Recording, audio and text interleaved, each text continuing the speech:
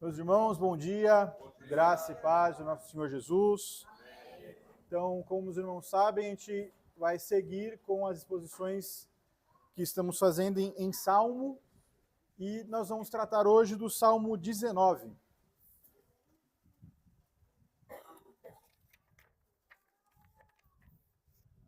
Água? Não. Salmo 19.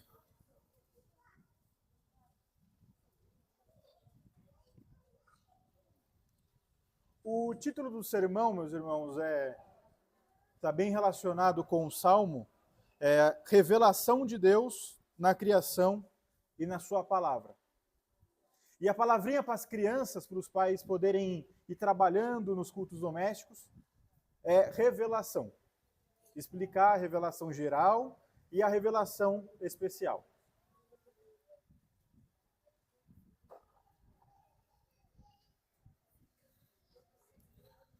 Meus irmãos, então, antes da gente iniciar com a... Meus irmãos, antes de iniciar com a leitura, vamos fazer uma breve oração e aí a gente entra na leitura e a exposição, tá?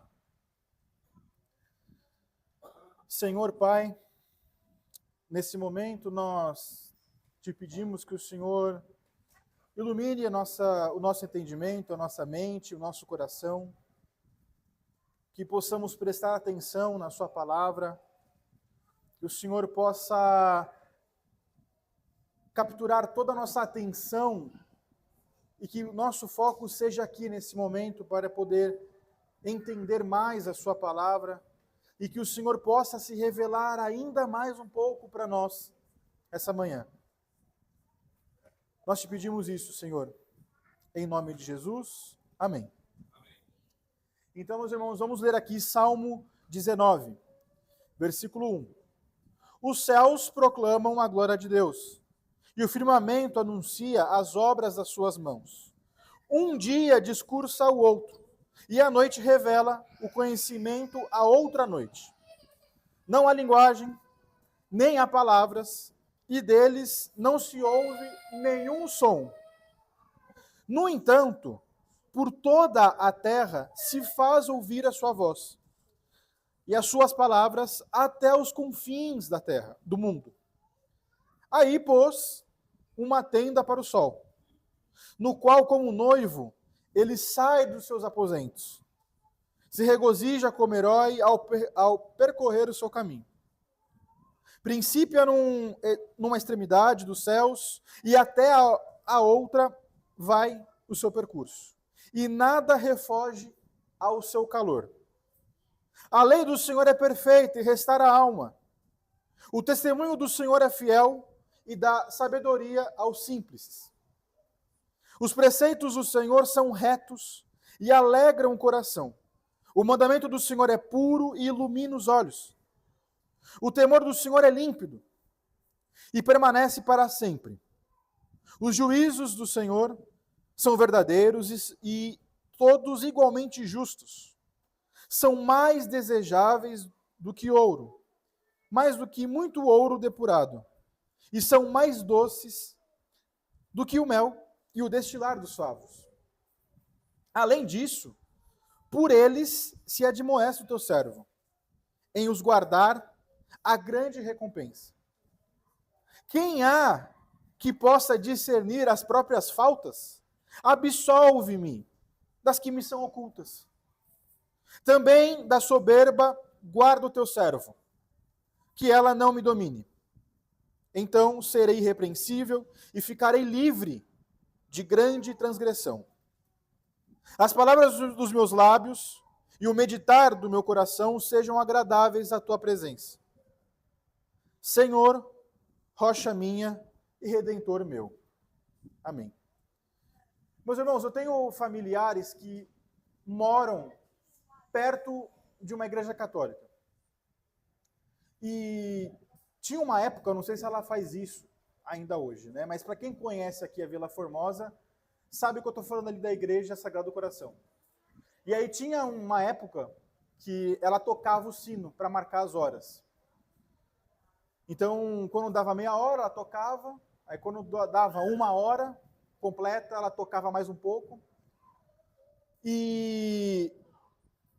Mas só que acontece que, passando um tempo, as primeiras vezes, aliás, ou os primeiros dias, logo quando eu ia lá para a casa da minha avó, eu ouvia a badalação ali do sino, me chamava a atenção, às vezes até incomodava.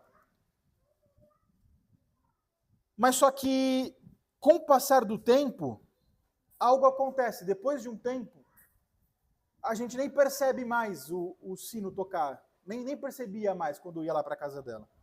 Nem ela, nem os meus primos, nada. O que acontece assim é que o sino ele continua tocando.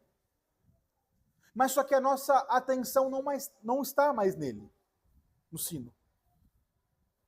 Isso aqui, meus irmãos, acontece não é por maldade. É porque se torna algo tão comum para quem mora ali e ocupado com as atividades de casa, domésticas, que a gente nem percebia mais o sino tocar, o barulho do sino. A vida espiritual, meus irmãos, acontece algo muito parecido, porém com uma profundidade muito maior do que isso aqui. Isso aqui é só um exemplo bem pequeno. Deus, ele continua se revelando, ele continua falando, ele continua se manifestando, porém o ser humano, por causa do pecado, perdeu a sensibilidade e o discernimento dessa revelação.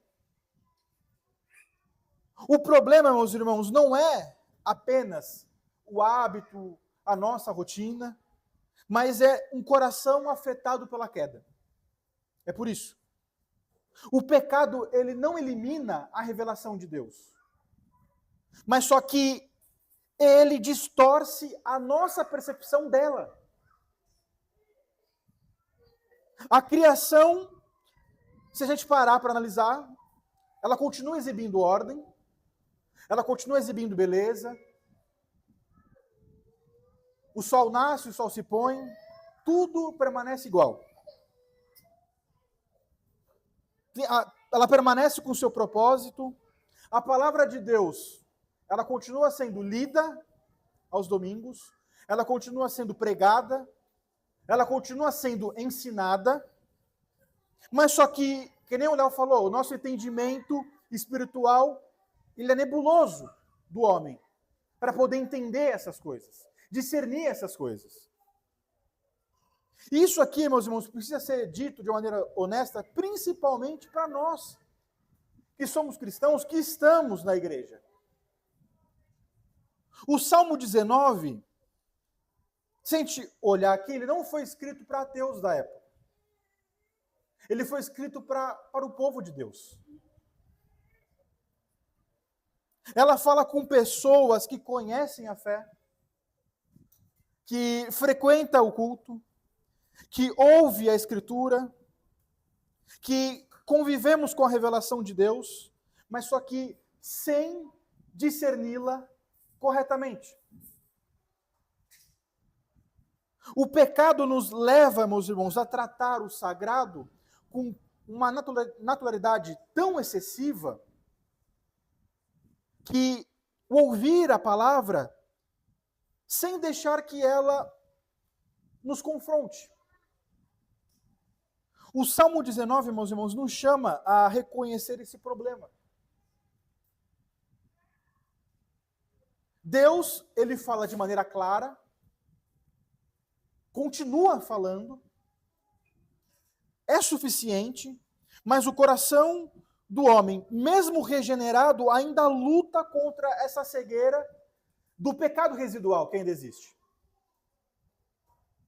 Por isso, meus irmãos, esse salmo aqui, ele nos convida a parar e a fazer um autoexame da nossa condição espiritual, a recuperar a sensibilidade que às vezes foi perdida diante da revelação de Deus. Lembrando que estar na igreja não significa automaticamente ouvir a voz de Deus. Para as crianças aqui, para o Oliver que está ali agarrado com a mãe dele, o Martim, cadê? Não via. Tá. Então tá por aí. Então, para as crianças, cadê elas? Cadê a Esther? Ali o Moisés. Vou fazer uma pergunta para vocês, e aí vocês respondem levantando a mão. Entendeu? Então vai. Quem gosta... Não, primeiro. O que tem que fazer? Fala aí, Moisés. O que tem que fazer? Quando eu fizer a pergunta, correto? Então vai. Quem gosta de ir ao parque? Todo mundo, né? E o que você mais gosta do parque? Do escorregador? Do quê?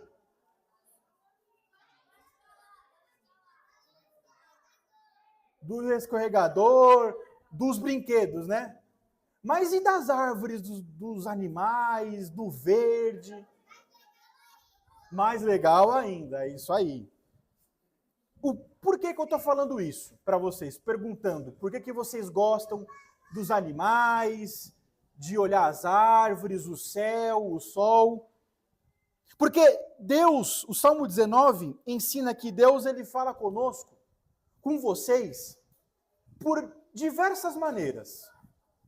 E uma das formas dele falar com vocês, Esther, é através da natureza. Como o céu, o sol, o dia, a noite, tudo isso mostra o quanto Deus ele é grande, o quanto Deus ele é poderoso, o quanto Deus ele é sábio. Mesmo tudo isso aqui se chama criação. E mesmo assim, a criação, sem falar nada, Oliver, mostra que existe um Deus. Não é verdade? Então, e principalmente, Oliver, Deus, ele fala através da sua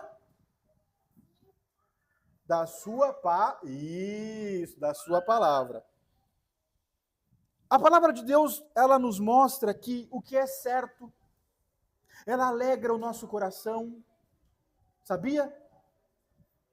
A palavra de Deus, ela é como uma luz que nos ajuda a caminhar o caminho certo e, principalmente, mais do que isso, a palavra de Deus, ela mostra Jesus Cristo. Mostra quem nós somos. Ela nos ajuda a perceber o quanto de pecado que nós cometemos. Pede que nós sejamos humildes, nos ensina a pedir perdão, nos ensina a confiar em Jesus Cristo. Então, Deus, crianças, quer que as nossas palavras, Esther, Oliver, Moisés, que os nossos pensamentos, que as nossas atitudes, que não pode fazer malcriação porque é pecado, sejam boas, porque Ele nos ama, cuida de nós e Ele nos salva através de Jesus Cristo. E aí a gente vai entender isso, crianças, em 3 pontos. A revelação de Deus na criação, versículos 1 a 6. A revelação de Deus na palavra, os versículos 7 a 11. E a revelação no coração, dos versículos 12 a 14. Então, meus irmãos, vamos analisar esse primeiro bloco aqui juntos. Os céus proclamam a glória de Deus e o firmamento anuncia as obras das suas mãos. Um dia discurso o outro, e a noite revela o conhecimento à outra noite. Não há linguagem, nem há palavras, e deles não se ouve nenhum som. No entanto, por toda a terra se faz ouvir a sua voz, e as suas palavras até os confins do mundo. Aí, pôs uma tenda para o sol, o qual, como um noivo, como noivo que sai dos seus aposentos, se regozija como herói, a percorrer seu caminho. Princípia numa extremidade dos céus, e até a outra vai o seu percurso. E nada refoge ao seu calor. Então o texto começa aqui, meus irmãos, dizendo: os céus proclamam a glória de Deus e o firmamento anuncia as obras das suas mãos. A criação, ela não existe por si mesma. Ela nem aponta para si mesma. Como nós sabemos, meus irmãos, a criação, ela é um espelho para mostrar a glória de Deus. Então, ao olhar para os céus, a gente vê a grandeza de tudo aquilo que a gente olha ali, as estrelas, o sol, a lua, a nuvem, enfim, etc., toda aquela imensidão, a gente vê ordem, beleza. O homem é confrontado com uma realidade de que existe um Criador. Existe algo que criou tudo isso, que é poderoso, que é sábio. E o firmamento, né, o céu, ele não só revela esse poder, mas é uma obra intencional para mostrar que, de fato, olha, foi alguém que criou tudo isso aqui. Deus que criou isso aqui. Que nada é por acaso e cada coisa tem o seu propósito. E aí, em seguida, Davi, ele declara: um dia discursa a outro dia e uma noite revela conhecimento a outra noite. A revelação de Deus, meus irmãos, ela é contínua. Que nem eu falei aqui no início. O sol, ele aparece, o sol, ele se põe. Vem o pôr do sol e se põe de novo. Vem a lua, tudo é exatamente igual, acontece. Não é ocasional isso daí acontece diariamente, dia após dia, ano após ano. Então, cada novo dia, meus irmãos, transmite a mesma mensagem. Deus, o Criador, está sustentando tudo isso. Então, cada noite acrescenta o testemunho ao anterior. E essa regularidade, meus irmãos, da criação, que eu falei, ensina que Deus governa tudo e todos. Que tudo está sob o seu domínio, está no seu controle, nas suas mãos. E aí Davi, então, ele esclarece a natureza dessa comunicação ao dizer no versículo 3, não há linguagem, nem há palavras, e deles não se ouve nenhum som. Aqui fica evidente, meus irmãos, que essa revelação geral da criação, ela não depende de palavras audíveis ou de um idioma. Ela é universal. Todo mundo sabe que onde houver criação, a natureza, tudo aquilo que Deus criou, de novo, mostra que existe o Criador. O homem entende que existe um Deus, não porque ele ouviu uma explicação, mas porque ele consegue ver os efeitos da obra dele na criação. O alcance, meus irmãos, dessa revelação, ela é descrito no versículo seguinte, no versículo 4, vai dizer ali: no entanto, por toda a terra se faz ouvir a sua voz, e as suas palavras até os confins do mundo. Aí pôs uma tenda para o sol. Aqui, como eu falei, aquilo que não tem voz é dito como sendo ouvido por toda a terra. Então a revelação de Deus geral, ela não fica presa a uma cultura, a uma época, a um idioma, é para todo mundo. Todo mundo está conseguindo ver tudo isso. Então, como eu falei, é algo universal, não está restrito a um povo. Onde tem revelação, onde tem a criação, ali há sinais claros do Criador, de Deus. Ninguém está totalmente sem nenhum testemunho de que existe um Deus, que existe um Criador. Obviamente, por causa do pecado, aí cada um vai ter ali, que nem nós falamos, né? Vai ter o seu discernimento vai ser corrompido. Aí já é uma outra questão, né? Mas o sol aqui que ele fala, ele é apresentado como uma criatura submetida ao poder de Deus. E não como Deus, como muitas culturas colocam o sol como Deus. Aqui, meus irmãos, ele ocupa o lugar que Deus determinou para ele. Ele cumpre o seu propósito dentro da sua função ali, dentro da criação. E no versículo 5, o salmista ele descreve o sol com imagens poéticas, porque olha aqui. O qual, como noivo, que sai dos seus aposentos, se regozija como herói, a percorrer o seu caminho. Então, o sol surge e ele não falha o seu percurso. Ele não se cansa, como eu falei. A gente sabe que amanhã o sol vai nascer de novo, a gente sabe que daqui a pouco o sol vai se pôr. Da mesma forma, a revelação de Deus, ela é assim. Então, essa imagem aqui, meus irmãos, ela ensina que a criação, ela obedece perfeitamente às ordens de Deus. Revelando a sua soberania, revelando a sua autoridade diante de tudo, de todos. E aí, Davi, ele conclui esse bloco aqui que a gente está analisando.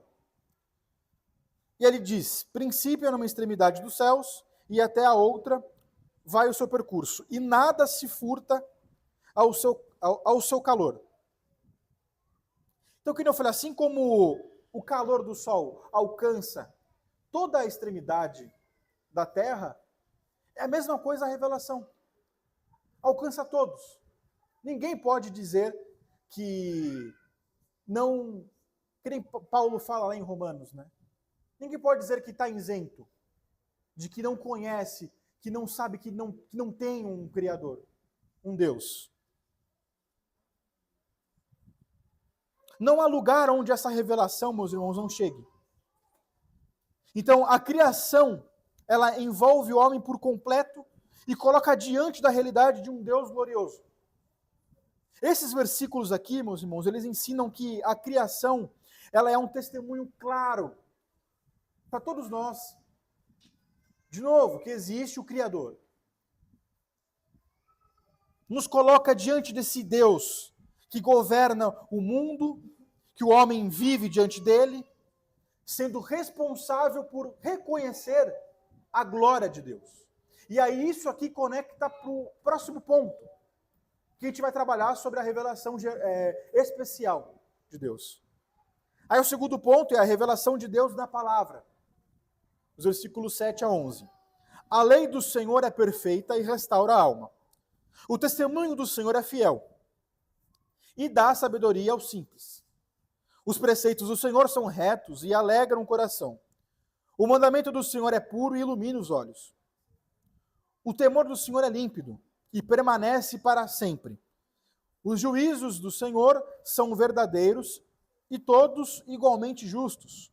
São mais desejáveis do que o ouro, mais do que muito ouro depurado, e são mais doces do que o mel e o destilar dos favos. Além disso, por eles se admoesta o teu servo, e os guarda em os guardar a grande recompensa. Agora, meus irmãos, a gente sai, como eu falei, da revelação geral de Deus, e a gente agora começa a entrar na revelação especial, da vontade de Deus expressa nas Escrituras. Então o versículo 7 aqui, ele diz, a lei do Senhor é perfeita e restaura a alma. O testemunho do Senhor é fiel e dá sabedoria aos simples. Diferente, meus irmãos, da criação que revela a glória de Deus, de uma forma ampla, a palavra de Deus, ela revela o caminho da vida. A lei do Senhor aqui é chamada de perfeita porque nada falta nela. Nada falta na palavra do Senhor. Ela é completa, ela é suficiente para conduzir o homem para o caminho da verdade. O efeito aqui dessa palavra, ela não é um efeito superficial, mas é um efeito profundo no coração, que é o que a gente vai ver no outro ponto. Porque ela restaura a alma. Ela dá vida espiritual. A palavra de Deus, ela é confiável, meus irmãos, ela é digna de total confiança e ela faz tornar o sábio aquele que é simples. O que quero dizer com isso? Aquele que reconhece as suas limitações e se limita e se submete à vontade de Deus, ao ensino das Escrituras. A sabedoria aqui, meus irmãos, ela não é só intelectual, mas ela é prática. Ela é voltada para uma vida correta diante de Deus, andar em santificação. E aí no versículo 8, Davi, ele continua: os preceitos do Senhor são retos e alegram o coração. O mandamento do Senhor é puro e ilumina os olhos. Os mandamentos de Deus, meus irmãos, não são distorcidos. Não são injustos. Eles conduzem o homem ao caminho certo. Por isso, produzem a alegria verdadeira no coração. Não é um peso obedecer à palavra de Deus. Não é uma opressão. Eu não posso isso. Eu não posso aquilo. Eu não posso fazer aquilo. A obediência à palavra de Deus, meus irmãos, não entristece. Ela traz a satisfação interior para a nossa alma. Porque ela alinha o coração do homem, a vontade do homem, com a vontade de Deus. A palavra de Deus, ela é limpa, ela se mistura, ela não tem erro, ela não tem engano. Ela traz luz ao entendimento. Que o homem faz com que o homem veja a realidade como ela é. E aí no versículo 9 ele diz: o temor do Senhor é límpido e permanece para sempre. Os juízos do Senhor são verdadeiros e todos igualmente justos. Aqui o temor do Senhor representa a resposta correta à palavra de Deus. Porque esse temor aqui, ele é puro, ele é sem corrupção, ele não muda com o tempo. Enquanto tudo passa, meus irmãos, no mundo, a palavra de Deus ela permanece firme, ela permanece fiel. Ela é válida para qualquer geração. Se daqui 100, 200 anos alguém abrir esse livro, vai ser tão atual quanto para eles, quanto está sendo para nós hoje. As decisões, meus irmãos, as declarações de Deus, elas são totalmente confiáveis, verdadeiras, fiéis, justas. Não há contradição. Daquelas pessoas que ouviram, não, mas existe contradição aqui na palavra de Deus, na Bíblia. Precisa ser reformulada. Há muita injustiça. O Deus do Antigo Testamento é diferente do Deus do Novo Testamento. Aí fazem essa separação. Não existe parcialidade. Tudo que Deus diz e ordena, meus irmãos, reflete o seu caráter santo, puro e reto. E aí no versículo 10, Davi ele vai falar do valor para ele dessa palavra, da palavra de Deus, os mandamentos de Deus. São mais desejáveis do que ouro, do que muito ouro depurado, e são mais doces do que o mel e o destilar dos favos. Aqui, Davi, ele está falando, ele compara a palavra de Deus, está falando que, comparando a palavra de Deus com os maiores prazeres que o homem possa ter, ou possa ver, possa experimentar nessa terra. As maiores riquezas conhecidas pelo homem. A palavra de Deus é mais valiosa que todos esses bens materiais, tudo aquilo que a gente pode imaginar que é mais valioso.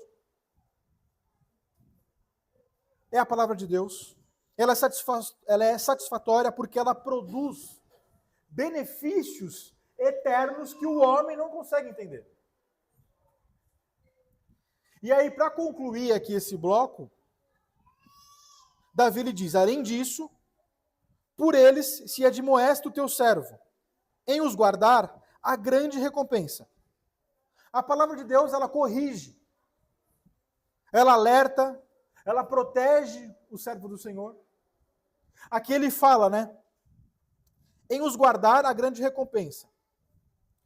Óbvio, aqui no texto imediato ele está falando com base na aliança que ele estava inserido, que nós vimos em outros sermões, referente à aliança mosaica no qual eles estavam todos inseridos ali. E aí a gente vai trabalhar agora, meus irmãos, o terceiro ponto, que é a revelação de Deus no coração, dos versículos 12 a 14. Quem é que possa discernir as próprias falhas? Absolve-me das que me são ocultas. Também da soberba guarda o teu servo, que ela não me domine. Então serei irrepreensível e ficarei livre de grande transgressão. As palavras dos meus lábios e o meditar do meu coração sejam agradáveis na tua presença. Senhor, rocha minha e redentor meu. A revelação especial, meus irmãos, de Deus no coração do homem, ela não termina na informação, mas ela requer uma resposta, ela exige uma resposta interior, pessoal, espiritual. Então, o texto aqui, ele começa com uma pergunta muito sincera, muito humilde, que ele fala: quem é que possa discernir as próprias faltas? Absolve-me das que me são ocultas, versículo 12.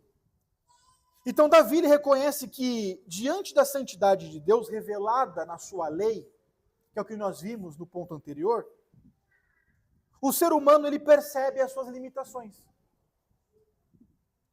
É só você pegar ali e se colocar diante dos 10 mandamentos, e aí você vai ver se você consegue cumprir tudo ou não. Obviamente que não. Né?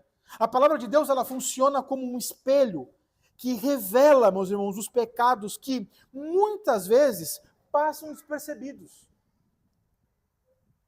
O homem ele não reconhece plenamente a si mesmo, a si próprio, o seu próprio coração, e por isso que ele não consegue identificar todos os seus pecados sem a luz de Deus, sem a graça de Deus no seu coração. Aqui ele reconhece, meus irmãos, que existem pecados inconscientes, que passa despercebido, que ele talvez, por ignorância, ele faz. Mas só que mesmo assim são pecados que precisam de arrependimento, são pecados que precisam de perdão. A revelação de Deus no coração, meus irmãos, leva o crente a depender somente da graça, porque não da própria percepção moral de entender o que é pecado ou não. O perdão não é buscado, meus irmãos, com base no autoconhecimento, mas na misericórdia de Deus. Aqui nesse versículo, Davi estava pedindo justificação. Absolve-me, ele fala. E aí no versículo 13, Davi ele aprofunda ainda mais essa petição aqui. Também da soberba guarda o teu servo, que ela não me domine, então serei irrepreensível e ficarei livre de grande transgressão. Versículo 13. Então agora ele menciona pecados conscientes, pecados deliberados. A soberba aqui, ela representa, meus irmãos, uma atitude de independência do homem, quando o homem ele se coloca acima da vontade de Deus. E aí Davi ele pede proteção, meus irmãos, porque ele sabe que o pecado, se ele não for refreado, ele domina o nosso coração. Ele ganha espaço no nosso coração. Ele se torna o rei. Ele domina o trono do nosso coração. E a verdadeira integridade, ela não vem da força humana, mas vem da ação de Deus em guardar. De vir ao nosso encontro e nos santificar. Aqui ele está pedindo santificação. No versículo anterior ele pediu justificação, e agora nesse versículo ele está pedindo santificação. E por fim, meus irmãos, o Salmo ele termina com a oração que resume essa resposta interior à revelação de Deus. As palavras dos meus lábios e o meditar do meu coração sejam agradáveis na tua presença, Senhor, rocha minha, Redentor meu. Então aqui fica claro, meus irmãos, que a revelação de Deus ela alcança tanto o exterior quanto o interior do homem. Davi deseja que a sua fala, que os seus pensamentos estejam alinhados à vontade do Senhor. Ele reconhece Deus como rocha porque é Ele que sustenta. E ele reconhece Deus como Redentor porque é aquele que liberta. Então essa confissão aqui, meus irmãos, mostra que a resposta correta à revelação de Deus é uma vida inteira colocada diante de Deus. Em total dependência, em total obediência a Deus. E aí nós vamos então para as considerações e aplicações finais. Meus irmãos, esse Salmo 19 aqui, especialmente esses 3 pontos que a gente viu, que a gente trabalhou juntos, confronta pecados comuns que no dia a dia acontece e nos chama a uma resposta prática diante de Deus. Então notem, ali aquele primeiro ponto que nós vimos, a revelação de Deus na criação. Ela confronta o pecado da indiferença espiritual, aquilo que o Léo falou aqui ao longo do culto. Nós vivemos cercados por sinais constantes da glória de Deus, mas só que muitas vezes, meus irmãos, a gente passa por eles sem nenhuma reflexão, como se tudo fosse apenas uma rotina, como se tudo fosse o acaso, ou um resultado exclusivo de processos naturais. O texto aqui nos chama a abandonar essa ingratidão. Quando nós acordamos, meus irmãos, nós trabalhamos, nós observamos o céu, o dia, a noite, e não reconhecemos a mão de Deus, nós estamos pecando por omissão. Ignorando esse testemunho que Ele mesmo estabeleceu de que Ele existe. É aprender a olhar, meus irmãos, conscientemente para o mundo, criado com reverência, não com adoração, mas com reverência, reconhecendo diariamente em nossas vidas, meus irmãos, que o nosso tempo, que as nossas circunstâncias estão debaixo do governo de Deus. Ignorar esse testemunho, meus irmãos, é viver como se Deus não estivesse falando, quando na realidade Ele está falando todos os dias, Ele está se revelando todos os dias, por meio daquilo que Ele fez. O ponto que eu quero chegar aqui, meus irmãos, é reconhecer a soberania de Deus em nossas vidas. Significa entender, meus irmãos, de forma prática e simples, que nada acontece por acaso e que tudo está debaixo do seu governo. Desde as coisas maiores que acontecem nas nossas vidas, até as coisas menores que acontecem. Que são comuns na nossa rotina. Cada dia que começa, cada oportunidade, cada limitação, cada imprevisto que acontece, existe porque Deus sustenta todas as coisas. E isso muda a maneira como nós vivemos diante dessas coisas. Ao invés de achar que você está controlando tudo, que você está planejando tudo, ao invés de achar que, eu até posso delegar algo para alguém para fazer tal coisa, até posso passar algo para alguém para fazer tal coisa, mas eu estou aqui controlando, precisa passar por mim, pelo meu crivo, porque se eu não estiver encabeçado nisso daqui, a coisa não anda, não vai para frente. Sabe de uma coisa? Você agindo dessa forma, você só vai se sobrecarregar demais. Agindo assim.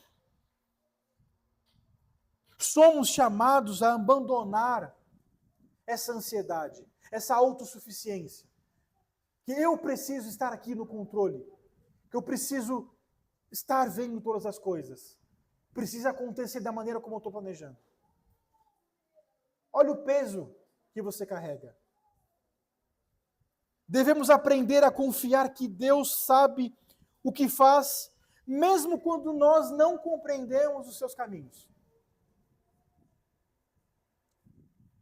Essa verdade aqui nos conduz à humildade, meus irmãos, porque nós reconhecemos que nós não somos donos absolutos do nosso tempo. Nós não somos donos absolutos das nossas capacidades, dos nossos bens, mas nós somos apenas administradores diante de um Senhor soberano.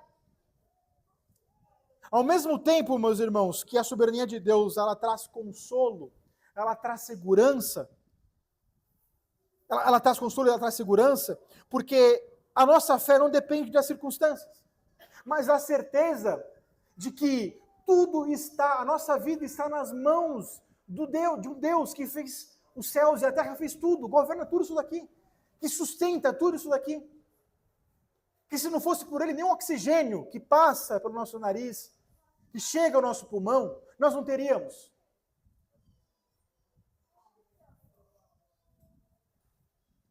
A nossa vida está nas mãos de um Deus sábio, de um Deus poderoso, bom, que governa todas as coisas para a sua glória. E aí, meus irmãos, a gente pode perceber também agora no segundo ponto que nós vimos, a revelação de Deus na palavra, que confronta o pecado do desprezo das Escrituras. O Salmo aqui, ele afirma que nós vimos no versículo 7, que a palavra de Deus, ela é perfeita, ela é boa, ela é justa, ela é agradável ao homem, ela é desejável, ela é reta, ela é fiel. Mas só que na prática, meus irmãos, muitos cristãos a tratam como algo secundário, como opcional, talvez como ocasional. Esse desprezo aqui aparece quando a leitura bíblica é rara. Quando tomamos decisões, não com base nas Escrituras, mas naquilo que eu acho. Quando eu quero confirmar opiniões pessoais, aí eu escolho textos. Quando a minha obediência é seletiva, isso aqui eu sei que é Deus, é um mandamento, mas isso aqui não é bem assim como está dizendo aqui nas Escrituras. Trata-se, meus irmãos, isso aqui de um pecado sério, porque revela a falta de confiança no caráter de Deus. Devemos submeter as nossas decisões, os nossos pensamentos, os nossos desejos, as nossas prioridades, até mesmo as nossas emoções, sob as Escrituras. Quando a palavra de Deus ela governa, meus irmãos, as nossas vidas, o coração é restaurado. A nossa mente é iluminada. A nossa vida ela ganha uma direção segura em Cristo Jesus, não baseada em sentimentos momentâneos, enganosos, mas na verdade eterna de Deus. E aí a gente passa agora para o terceiro ponto, que é a revelação de Deus no coração do homem, que confronta pecados ainda mais profundos, pessoais, como o auto-engano, como a soberba, que o próprio Davi ele disse ali, pecados ocultos. O texto mostra que nós não conhecemos plenamente quem nós somos.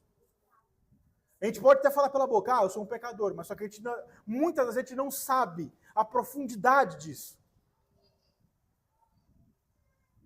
Por isso que nós precisamos da luz de Deus para discernir pecados que muitas das vezes não conseguimos perceber sozinhos.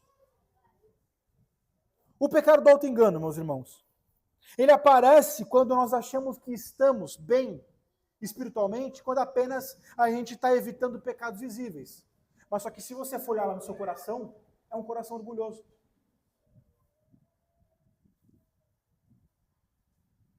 A soberba, que Davi fala, ela se manifesta quando nós confiamos mais na nossa disciplina, na nossa experiência, capacidade, no nosso conhecimento, mais do que na graça de Deus. Devemos viver, meus irmãos, em constante exame espiritual. Precisamos sempre, antes de dormir, viver esse exame constante, diariamente. Pedindo que Deus revele, meus irmãos, aquilo que precisa ser tratado em nosso coração, que a gente às vezes não está enxergando. Às vezes até mesmo o próximo falando para a gente não está. Não, mas eu não sou assim, do jeito que você está me falando. Você está enganado. A gente não consegue aceitar a verdade. Então, por isso que nem já foi falado aqui outras vezes, desse púlpito. Faça a sua oração privada, confessando os seus pecados, nomeando nomes. Senhor, eu sou tão egoísta, me liberta disso. Me ajuda a ser menos egoísta com a minha família, com a minha esposa, com os meus filhos, com meus irmãos. Dê nome aos seus pecados. Porque quando a gente começa a dar nome, Deus ele começa a nos ajudar a trazer essa santificação, nos ajudando a deixar esses pecados de lado. Buscando, meus irmãos, ser guardado desses pecados deliberados, porque quando tolerados, eles passam a dominar o nosso coração. E aí você volta a ser quem você era antes. Conduzindo a uma queda ainda maior. Então, notem, meus irmãos, que esse movimento desses 3 pontos nos conduzem naturalmente a Cristo.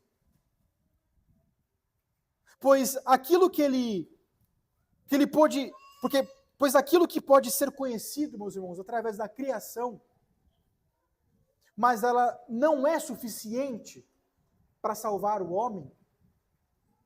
E através da lei de Deus, que ela é boa, que ela é justa, que ela é santa, ela torna clara a vontade de Deus, mas só que ela não foi dada para a salvação, para a justificação, mas sim para revelar o pecado, porque todos pecaram e carecem da glória de Deus. Para calar toda a pretensão, do homem. Assim, meus irmãos, aquilo que a criação ela proclama e aquilo que a lei exige, aponta para Cristo. Elas convergem para o mesmo ponto, que é Cristo Jesus. Da necessidade absoluta de um Salvador que cumpra aquilo que a gente não consegue cumprir.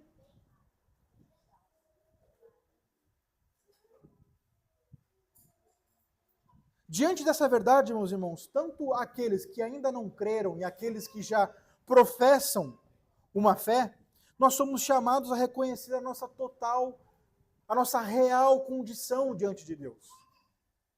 Porque até mesmo depois de conhecer a Jesus Cristo, a gente peca. Né? A gente ainda comete deslizes ainda. Aquele pecado da nossa vida passada, ainda ele tenta vir ao nosso encontro, né? Tenta nos alcançar. É abandonar a total confiança, meus irmãos, em nós mesmos e se arrepender sinceramente, porque o reino de Deus se manifesta agora por meio de Cristo Jesus.